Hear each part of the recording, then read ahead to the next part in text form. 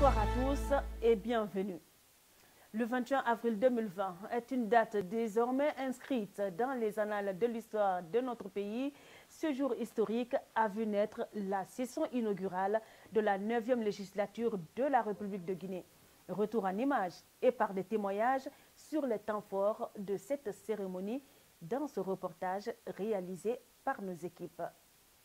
98 ont voté pour l'honorable Amadou Damaro Camara.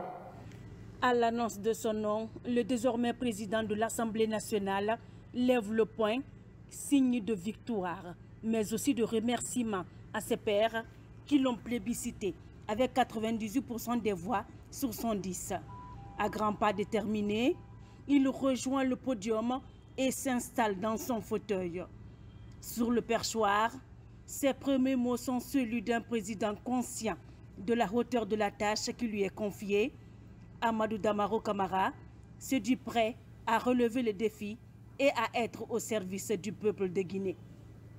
Des difficultés sont apparues dans la mise en œuvre de ces réformes politiques. Il est regrettable que certains de nos concitoyens aient choisi la violence pour exprimer leur désaccord et se sont livrés à des actions qu'il convient de condamner avec fermeté et de bannir à jamais. Celles-ci ont entraîné des pertes en vies humaines, des destructions de biens publics et privés, autant de dégâts dont nul ne peut justifier, s'honorer, quelle que soit la cause défendue et les frustrations subies. C'est le lieu de saluer la mémoire de nos compatriotes qui ont malheureusement perdu la vie dans ces tragiques événements. Que leurs familles et leurs proches soient assurés de la compassion et du soutien de l'Assemblée. Je saisis également cette occasion pour féliciter et louer la bravoure de nos forces de défense et de sécurité qui ont dû intervenir à maintes reprises pour maintenir l'ordre, la sécurité et assurer la libre circulation des personnes et des biens. Chers collègues députés, Monsieur le ministre, comme vous vous apercevez, la 9e législature est celle de tous les défis.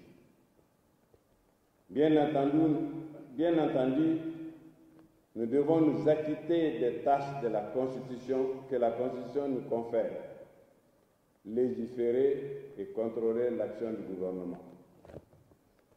Outre ces activités traditionnelles, la situation politique de notre pays nous impose d'élargir notre champ d'action et d'innover.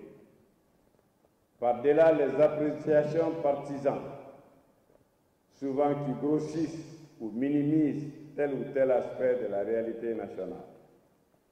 Il reste que les conditions de déroulement du scrutin législatif imposent des comportements nouveaux et appellent de notre part une recherche constante des conditions de restauration de la confiance entre les Guinéens et les acteurs politiques.